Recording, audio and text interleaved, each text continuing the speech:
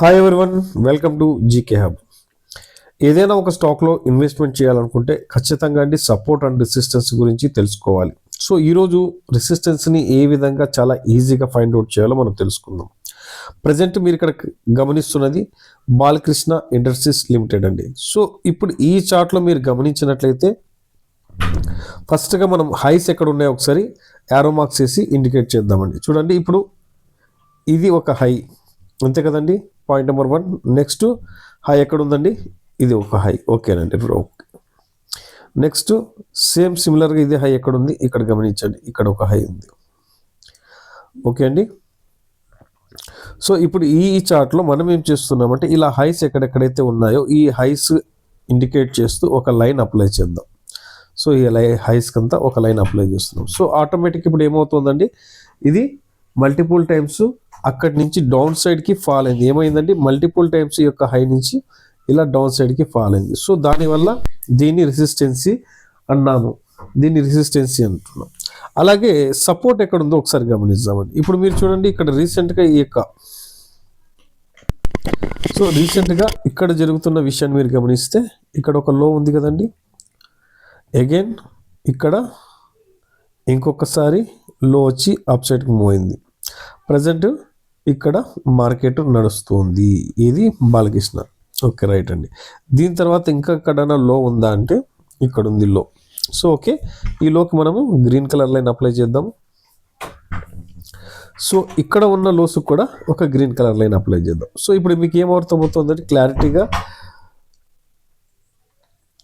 2386 support అవుతుంది. దాని తర్వాత నెక్స్ట్ సపోర్ట్ ఏమవుతుంది 2140. అలాగే రెసిస్టెన్స్ మల్టిపుల్ టైమ్స్ ఇక్కడ ఉంది 2826. సో ఇలాంటి సందర్భాలలో మీరు ఎప్పుడైనా కానీ మీ దగ్గర ఉన్న అమౌంట్ని ఏం చేస్తాం, ఒకవేళ ఇది బ్రేక్ ఇస్తే అగైన్ ఇక్కడ దాకా ఫాల్ అయ్యే ఛాన్స్ ఉంటుంది. ఇది ఈ వాల్యూని బ్రేక్ ఇస్తే ఇక్కడ వరకు ఫాల్ అయ్యే ఛాన్స్ ఉంటుంది.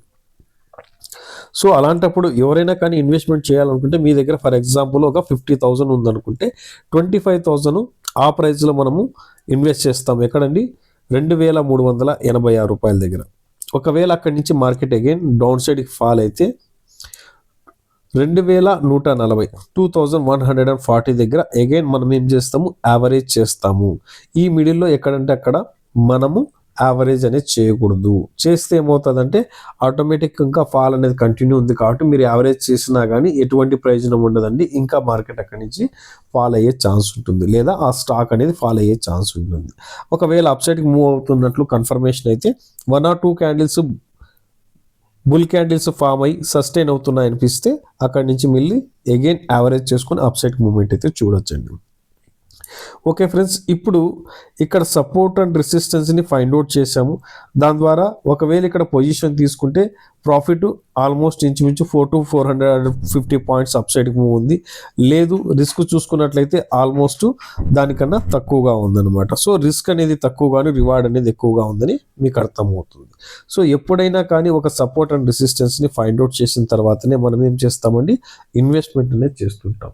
ఓకే ఫ్రెండ్స్, ఇలాంటి అప్డేట్ కోసం మన ఛానల్ని సబ్స్క్రైబ్ చేయండి. మంచి మంచి కంటెంట్తో ఎప్పటికప్పుడు మేము ముందుకు వస్తూనే ఉంటాము. మన కంటెంట్ నచ్చినట్లయితే మరికొంతమందికి తప్పకుండా షేర్ చేయండి. థ్యాంక్ యూ ఫ్రెండ్స్, జై హింద్.